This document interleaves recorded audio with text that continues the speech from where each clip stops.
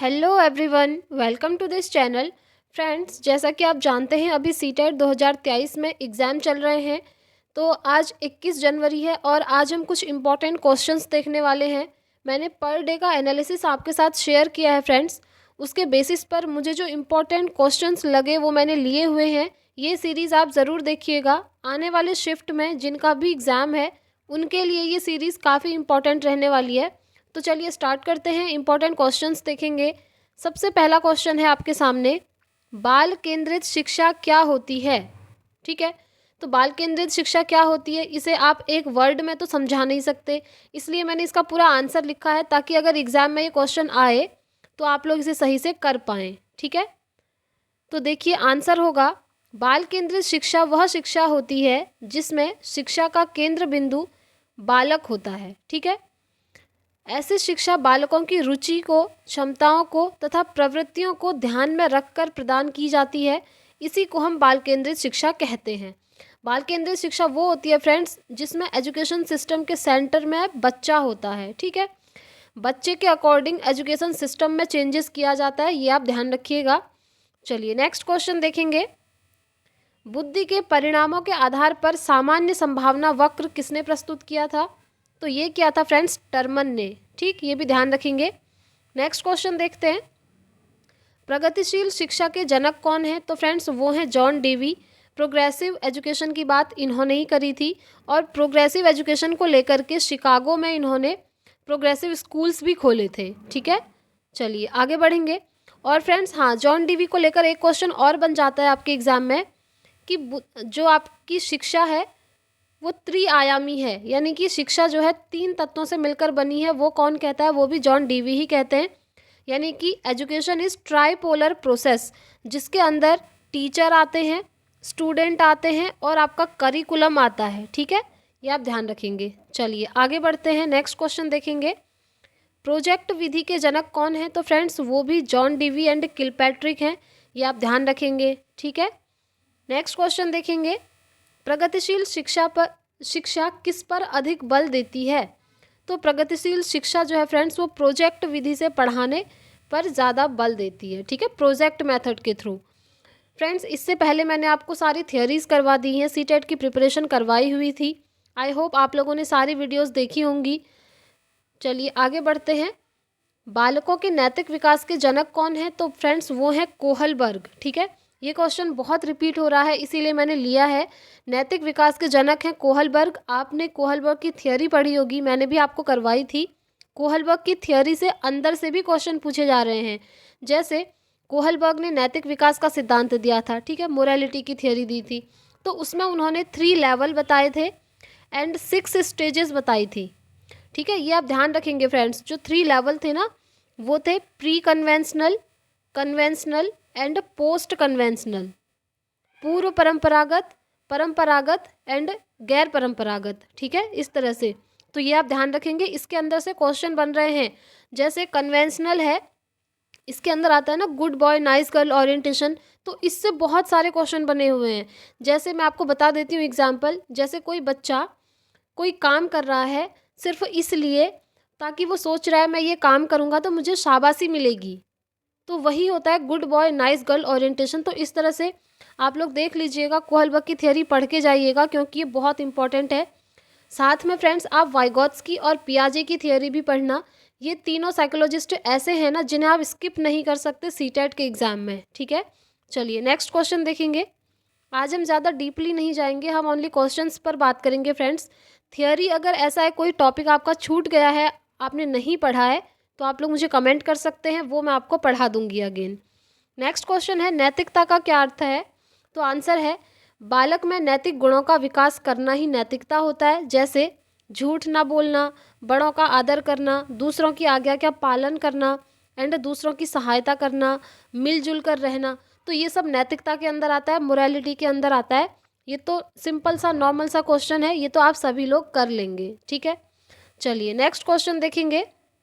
ये देखिए फ्रेंड्स, जिसकी मैं बात कर रही थी वो यहाँ पर आ गया क्वेश्चन। कोहलबर्ग ने नैतिक विकास को कितने चरणों में बांटा है। तो उन्होंने नैतिक विकास को बांटा है 3 चरणों में। ठीक है, जो 3 लेवल्स की मैं बात कर रही थी वो यही है। पहला है पूर्व रूढ़िगत नैतिकता का स्तर, दूसरा है रूढ़िगत नैतिकता का स्तर एंड तीसरा है उत्तर रूढ़िगत नैतिकता का स्तर, जिसे इंग्लिश में pre conventional, conventional and post conventional कहा जाता है। ठीक है, अब सबसे पहले आपको इनका टाइम याद रखना है। जो सबसे पहली स्टेज है ना, पहला लेवल है प्री कन्वेंशनल, ये होता है 4 से 10 साल तक। ठीक है, दूसरा कन्वेंशनल देखेंगे तो 10 से 13 साल तक, और 13 साल से ऊपर यानी कि 13+ होता है पोस्ट कन्वेंशनल, यानी कि उत्तर रूढ़िगत नैतिकता का स्तर। ठीक है, अब ये भी जो है ना, ये जो 3 आपको दिख रहे हैं, इन सभी के 2-2 स्टेजेस होती हैं। इसकी 2 स्टेज होंगी, इसकी भी 2 स्टेज होती हैं और इसकी भी 2 स्टेज होती हैं। तो आप इनको डीपली अंदर तक पढ़ के जाना फ्रेंड्स, क्योंकि इससे क्वेश्चन बन रहे हैं। चलिए आगे बढ़ते हैं। समीपस्थ विकास का सिद्धांत किसने दिया था? तो ये दिया था वाइगॉत्स्की ने, जिसे हम इंग्लिश में बोलते हैं ZPD, zone of proximal development. ठीक है, ऐसा विकास का ऐसा क्षेत्र जिसमें आप किसी भी काम को कर सकते हैं अगर आपको किसी की हेल्प मिलती है तो। ठीक है, यही होता है जोन ऑफ प्रॉक्सिमल डेवलपमेंट। ये वाइगॉत्स्की ने दिया था, ये थियोरी मैंने आपको करवाई है। साथ ही साथ 2 नाम और याद रखिए, एक जोन ऑफ प्रॉक्सिमल डेवलपमेंट है, एक स्कैप फोल्डिंग है। ठीक है, और एक होता है मोर नॉलेजेबल अदर। इन तीनों की बात करी है वाइगॉत्स्की ने, ये तीनों नाम आप याद रखेंगे। ठीक है, चलिए आगे बढ़ते हैं। वाइगॉत्स्की कहाँ के निवासी थे? तो वाइगॉत्स्की जो है रूस के निवासी थे, रशियन साइकोलॉजिस्ट थे। ठीक है, आगे और यहीं पर अगर पूछ ले पियाजे कहाँ के निवासी थे, तो पियाजे जो है ना वो स्विट्ज़रलैंड के साइकोलॉजिस्ट हैं। ठीक, ये भी आप ध्यान रखेंगे फ्रेंड्स। जितना मैं एक्स्ट्रा में बता रही हूँ ना, आप वो भी नोट करते हुए चलिए, क्योंकि ये सारा कुछ आपके लिए बहुत इंपॉर्टेंट है आने वाले शिफ्ट के लिए। नेक्स्ट क्वेश्चन, अंधों की लिपि के जनक कौन है? लुइस ब्रेल हैं। ठीक है, कहने का मतलब है लुइस ब्रेल ने जो है अंधों की लिपि दी थी। देखिए उसमें क्या है ना, 6 डॉट होते हैं और उनको टच करके बच्चा पढ़ता है। यही है ब्रेल लिपि, जिसको दिया था लुइस ब्रेल ने, और इसी को कहा जाता है अंधों की लिपि। यहाँ पर बच्चे टच करके फील करके पढ़ते हैं। ठीक है, चलिए आगे बढ़ते हैं। नेक्स्ट क्वेश्चन, क्रिया प्रसूत अनुबंधन सिद्धांत किसने दिया था? तो ये दिया था स्किनर ने, ये आप ध्यान रखना। और स्किनर बात करते हैं कि बच्चा जो है अनुकरण से सीखेगा, यानी कि इमिटेशन के थ्रू सीखेगा। और दूसरा ये कहते हैं कि बच्चा पुनर्बलन से सीखेगा, यानी कि बच्चे को रीइंफोर्समेंट मिलना चाहिए। ये दोनों नाम आप याद रखिए, क्योंकि इनसे भी क्वेश्चन बन रहे हैं। ठीक है, चलिए आगे बढ़ेंगे। जीन पियाजे किस विचारधारा के समर्थक थे?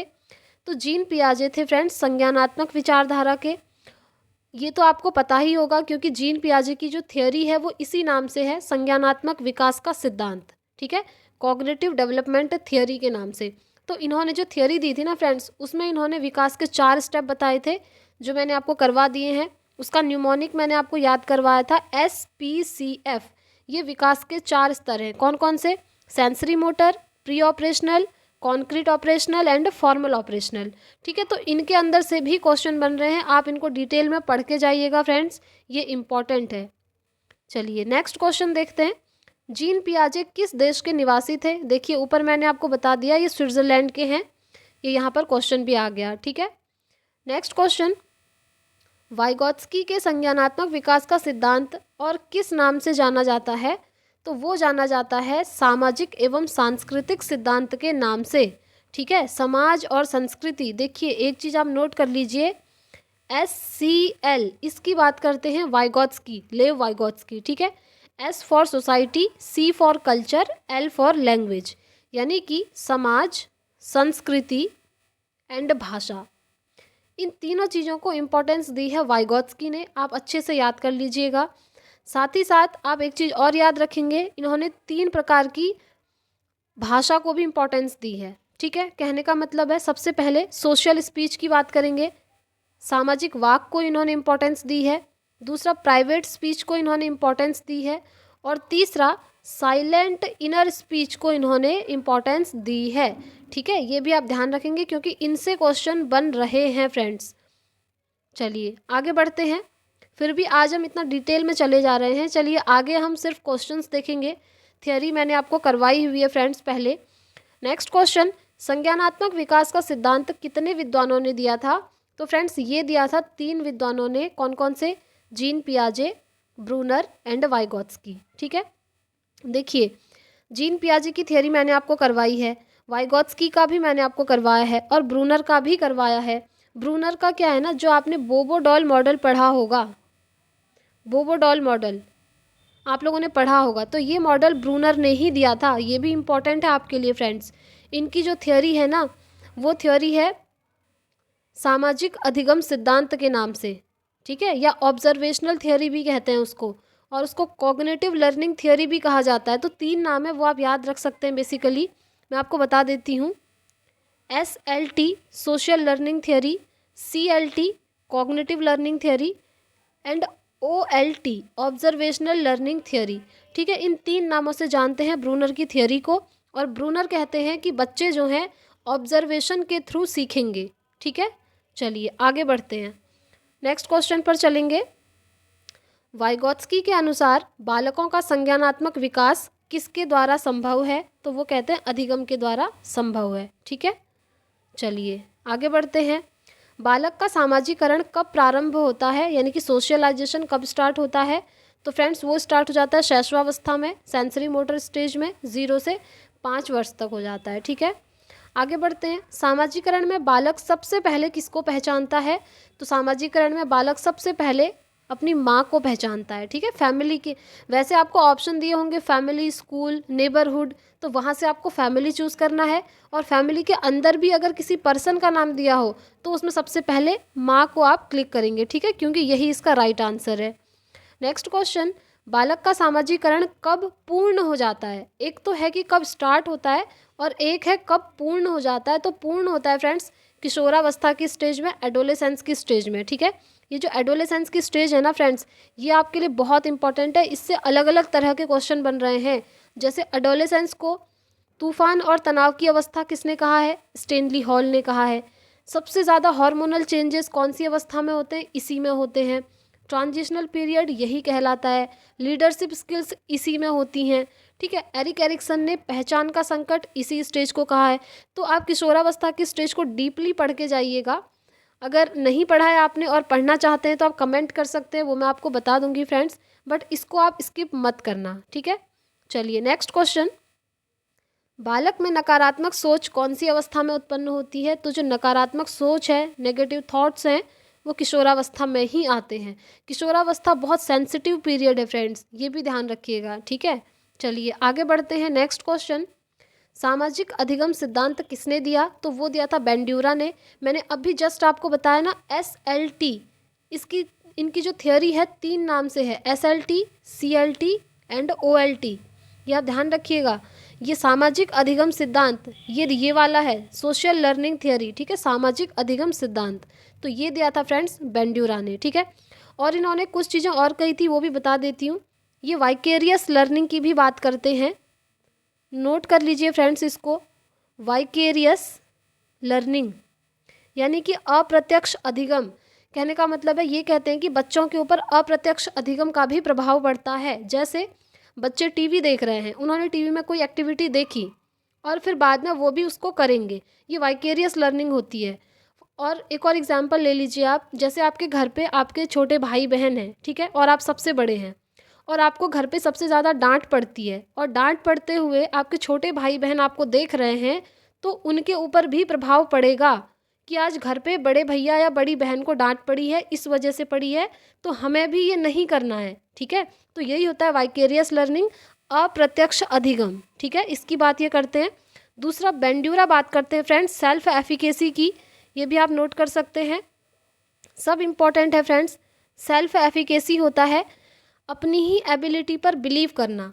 जैसे आपकी एबिलिटीज़ हैं और आप उस पर बिलीव कर रहे हैं, जैसे आपको ये बिलीव है कि आप गवर्नमेंट जॉब पा लेंगे, आपको अपनी एबिलिटीज़ पर बिलीव है, तो यही होता है सेल्फ एफिकेसी, और इसकी बात करते हैं बेंड्यूरा। ठीक है, चलिए नेक्स्ट क्वेश्चन देख लेते हैं। जीन पियाजे ने संज्ञानात्मक विकास को ध्यान में रखते हुए बालक की कितनी अवस्थाएं बताई हैं? तो ये तो बहुत इजी क्वेश्चन है। बालक की 4 अवस्थाएं बताई हैं, वही जो मैंने आपको बता दी, SPCF, sensory motor, pre operational, concrete operational and formal operational. ठीक है, चलिए आगे बढ़ेंगे। नेक्स्ट क्वेश्चन, बालक में चिंतन का प्रारंभ किस अवस्था में होता है? तो वो होता है फ्रेंड्स 2 to 7 ईयर में, यानी कि 2 से 7 वर्ष की अवस्था में। ठीक हो गया, आगे बढ़ेंगे। तो फ्रेंड्स आज के लिए इतने ही क्वेश्चन लिए हैं। ये क्वेश्चन आपको बहुत हेल्प करने वाले हैं सीडीपी में, ठीक है। तो इस सीरीज़ को आप ज़रूर देख कर जाइएगा। फ्रेंड्स कुछ एक्स्ट्रा में पॉइंट्स मैं आपको बता देती हूँ। इस बार मैंने जो एनालिसिस करवाए हैं वहाँ पर मैंने नोटिस किया कि कुछ टॉपिक्स हैं जो बार बार रिपीटेड आपसे पूछे जा रहे हैं हर शिफ्ट में। जैसे एक टॉपिक है फ्रेंड्स निपुण भारत, ठीक है, निपुण भारत मिशन करके एक टॉपिक है। इस टॉपिक से पहले तक सीटेट में क्वेश्चन नहीं आता था, बट इस बार ये नया टॉपिक है जिससे क्वेश्चन आ रहे हैं। मैंने लगभग 3 या 4 दिन पहले वीडियो बनाई थी फ्रेंड्स इसके ऊपर, इसीलिए बनाई थी क्योंकि रिपीटेड क्वेश्चन इससे पूछे जा रहे हैं। वो लगभग 2 या 2,500 बच्चों ने देख लिया है, आप भी देख लीजिए, क्योंकि इससे रिलेटेड अगर कोई भी क्वेश्चन आपकी शिफ्ट में आता है तो फिर आप उसको गलत नहीं करेंगे, ठीक है। साथ ही साथ NCF 2005 से क्वेश्चन बन रहे हैं फ्रेंड्स, और NEP 2020 है। जितने टॉपिक मैं आपको बता रही हूँ फ्रेंड्स उन्हें आप स्किप मत करना। और एक CCE है, कॉन्टिन्यूस एंड कॉम्प्रिहेंसिव इवैल्यूएशन, ठीक है, ये भी मैंने आपको करवाया था। तो इन टॉपिक्स को आप ज़रूर से देख के जाइएगा, भले ही आप कहीं से भी पढ़ें बट इनको पढ़ के जाना, क्योंकि ये आपके लिए बहुत इंपॉर्टेंट है फ्रेंड्स। तो फ्रेंड्स आज की वीडियो में इतना ही रखते हैं। आई होप आपके लिए ये वीडियो इन्फॉर्मेटिव रही होगी। अगर वीडियो पसंद आई है तो प्लीज़ वीडियो को लाइक एंड शेयर कर दीजिए। अगर आप चैनल पर नए हैं तो चैनल को सब्सक्राइब कर लीजिए, ताकि हर वीडियो की नोटिफिकेशन आपको टाइम से मिल सके। और फ्रेंड्स ऐसे ही हम अपकमिंग सीटेट की प्रिपरेशन करेंगे। तो अब हम मिलते हैं नेक्स्ट वीडियो में, तब तक के लिए thank you, bye bye, take care, all the very best.